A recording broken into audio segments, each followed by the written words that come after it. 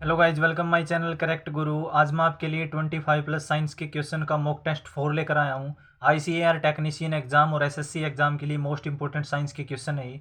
तो पहला क्वेश्चन क्या है, दूध में कौन से प्रोटीन पाए जाते हैं। तो दूध में कौन से प्रोटीन पाए जाते हैं, दूध में केसिन, एल्ब्यूमिन, ग्लोबिन तीनों प्रोटीन पाए जाते हैं। दूध में केसिन, एल्ब्यूमिन और ग्लोबिन तीनों प्रकार के प्रोटीन पाए जाते हैं।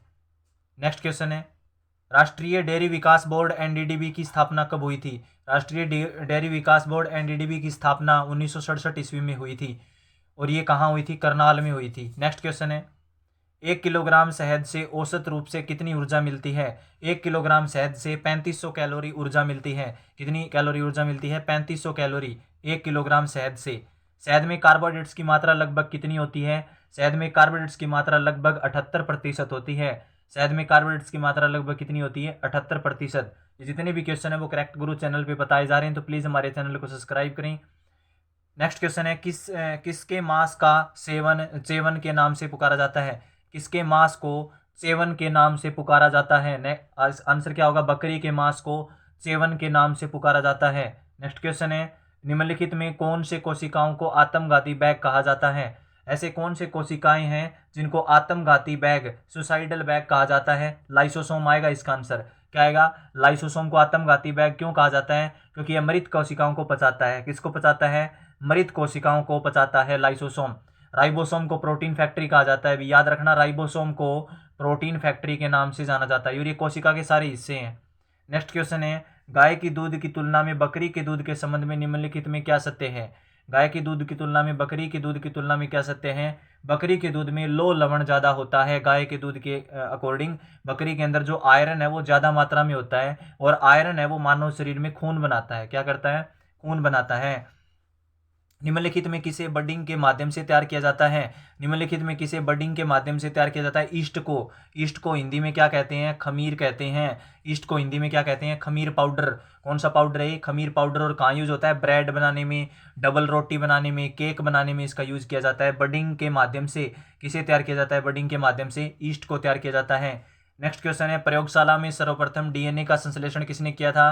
प्रयोगशाला में सबसे पहले डीएनए का संश्लेषण डॉक्टर हरगोविंद खुराना ने किया था। किसने किया था, डॉक्टर हरगोविंद खुराना ने। और डीएनए का फुल फॉर्म है deoxy ribo nucleic acid. Deoxy ribo nucleic acid. Next question है, डीएनए अंगुली छाप का प्रयोग किसकी पहचान के लिए किया जाता है। जो डीएनए अंगुली छाप है उसका प्रयोग किसकी पहचान के लिए किया जाता है, माता पिता की पहचान के लिए। हाँ बिल्कुल सही है। बलात्कारी के लिए ये भी सही है, चोर के लिए ये भी सही है, तो तीनों आंसर आ जाएंगे भी। तो डीएनए फिंगरप्रिंटिंग होती है, अंगुली छाप है वो माता पिता का पता लगाने के लिए, बलात्कारी के लिए, और चोर से रिलेटेड उपयुक्त सभी आंसर आएगा। ये जितने भी क्वेश्चन है वो करेक्ट गुरु चैनल पे बताए जा रहे हैं, तो सब्सक्राइब करो अगर वीडियो अच्छी लग रही हो तो। डीएनए की कुंडलित द्वि कुंडलित संरचना किसके द्वारा दी गई थी। डीएनए की द्वि कुंडलित मतलब double structure, double helix structure किसके द्वारा दी गई थी, जेम्स वाटसन और क्रिक के द्वारा। किसके द्वारा, दो वैज्ञानिक थे, जेम्स वाटसन और ये क्रिक, दो वैज्ञानिक थे। इन्होंने डीएनए की स्ट्रक्चर बना दी थी, अच्छी स्ट्रक्चर बनाई थी डीएनए की। सबसे पहले डीएनए को अलग किसने किया था, डीएनए को अलग करने वाला वैज्ञानिक कौन था, फोबस लेवने। कौन था, फोबस लेवने डीएनए को अलग करने वाला साइंटिस्ट था। अनुवांशिक यूनिट अर्थात जीन होते हैं। जीन क्या होते हैं, अनुवांशिक यूनिट अर्थात जीन होते हैं गुणसूत्र। क्या होते हैं, यूनिट अर्थात जीन किस में होते हैं, गुणसूत्रों में होते हैं। और गुणसूत्र कितने होते हैं, मानव शरीर में 46 होते हैं। और कितने जोड़े होते हैं, 23 जोड़े होते हैं। अभी याद रखना, 46 गुणसूत्र होते हैं, जोड़े कितने होते हैं, 23 होते हैं। आरएनए का प्राथमिक काम क्या होता है, आरएनए का काम होता है प्रोटीन को संश्लेषण करना। मैंने थोड़ी देर पहले बताया था आरएनए का काम है प्रोटीन संश्लेषण करना। और प्रोटीन कहाँ स्टोर होता है, राइबोसोम में। कहाँ स्टोर होता है, राइबोसोम के अंदर। और राइबोसोम को क्या कहा जाता है, प्रोटीन फैक्ट्री। क्या कहा जाता है, प्रोटीन फैक्ट्री। नेक्स्ट क्वेश्चन देखो भी, निम्नलिखित में क्या डीएनए में मौजूद रहता है किंतु आरएनए में मौजूद नहीं रहता। थाइमीन है वो डीएनए में मौजूद रहता है लेकिन आरएनए में नहीं रहता। एडनिन, गवानीन और साइटोसिन ये आंसर नहीं आएंगे भी, थाइमीन आएगा इसका आंसर। तो डीएनए में मौजूद रहता है थाइमीन लेकिन आरएनए में मौजूद नहीं रहता। आरएनए की फुल फॉर्म क्या है, राइबो न्यूक्लिक एसिड, याद रख लेना। निम्नलिखित 4 ऊर्जा फसलों में से एक की खेती एथेनॉल के लिए की जाती है। एथेनॉल क्या होता है भाई, शराब होती है एथेनॉल। और इसका फार्मूला होता है C2H5OH। क्या फार्मूला होता है, C2H5OH एथेनॉल का फार्मूला। इसको इथाइल अल्कोहल कहते हैं भी, अल्कोहल होती है, शराब होती है। और इसके लिए 4 फसलों में से किसको एथेनॉल, शराब बनाने के लिए फसल होती है वो मक्का नहीं होता, भी गलत है। पनमानिया भी नहीं होता, सूरजमुखी भी नहीं होता। क्या आंसर आएगा, जेट्रोफा आएगा। जेट्रोफा की खेती है वो अल्कोहल बनाने के लिए होती है, याद रखना, जेट्रोफा। निम्नलिखित में किन कोशिकाओं में नाभिक नहीं होता? ऐसी कौन सी कोशिका है जिनमें नाभिक नहीं होता? आरबीसी में नाभिक नहीं होता, याद रखना। आरबीसी में क्या नहीं होता? नाभिक नहीं होता।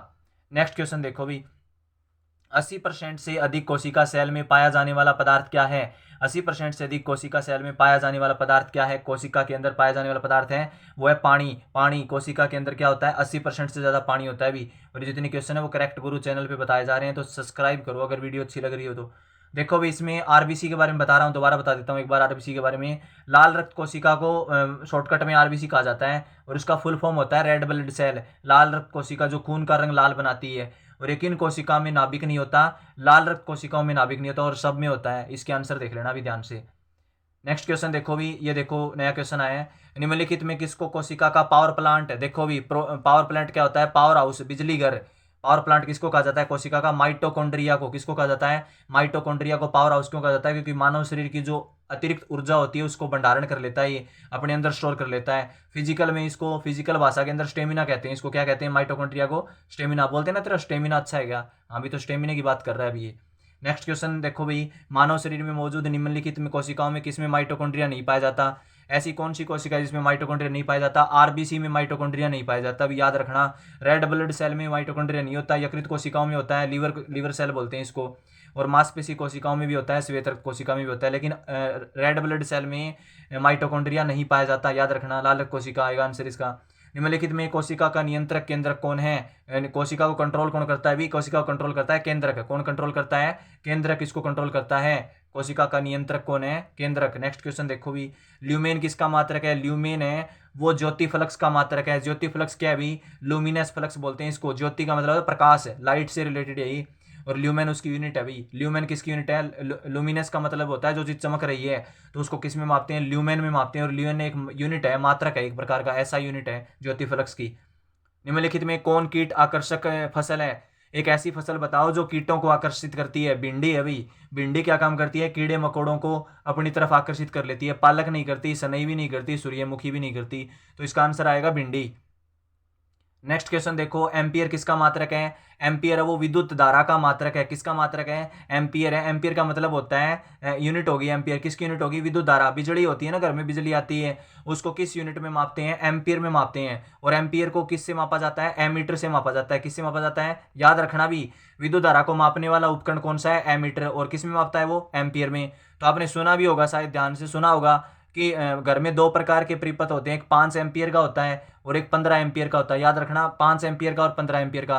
5 एम्पियर वाले में लो वोल्टेज चलते हैं और 15 एम्पियर वाले में हाई वोल्टेज जो चीज़ें चलती है, जैसे फ्रीज वगैरह है वो 15 एम्पियर में चलते हैं, और बल्ब ट्यूबलाइट वगैरह है वो 5 एम्पियर में चलते हैं। याद रखना भी। पोमोलॉजी के अंतर्गत किसका अध्ययन किया जाता है? देखो भी, पोमोलॉजी का मतलब है फलों का अध्ययन। जो जितने भी फ्रूट्स है ना इस धरती पे, जितने भी फल पाए जाते हैं, उसकी स्टडी किसमें की जाती है? पोमोलॉजी एक बुक है, एक प्रकार की साइंस की बहुत सारी बुक है भी। तो पोमोलॉजी का अध्ययन फलों के अंदर, फलों का अध्ययन है वो पोमोलॉजी के अंदर किया जाता है। पोमोलॉजी एक विज्ञान की शाखा है, याद रखना। फूलों का फ्लोरिकल्चर में, सब्जियों का ये उसमें वेजिटेबल हो गया, वनों का ये सेरिकल्चर हो गया भी। ये कल्चर होती है, ऐसे कुछ पोमोलॉजी ज्योग्राफी से रिलेटेड चीज़ें थोड़ी बहुत है। निकोटीन पदार्थ किस पौधे में पाया जाता है? निकोटीन पदार्थ है वो किस पौधे में पाया जाता है? इसका आंसर आपको कमेंट बॉक्स में बताना है भी। निकोटीन पदार्थ है वो किस पौधे में पाया जाता है? इसका आंसर आपको कमेंट बॉक्स में बताना है। तो ये करेक्ट गुरु चैनल पे सारे क्वेश्चन बताए गए हैं। आईसीआर टेक्नीशियन का एग्जाम है भी, और एसएससी से रिलेटेड भी क्वेश्चन है सारे ये। तो इनका आपको जवाब देना है, इस कमेंट बॉक्स में इसका जवाब देना है इस क्वेश्चन का अच्छी तरह से।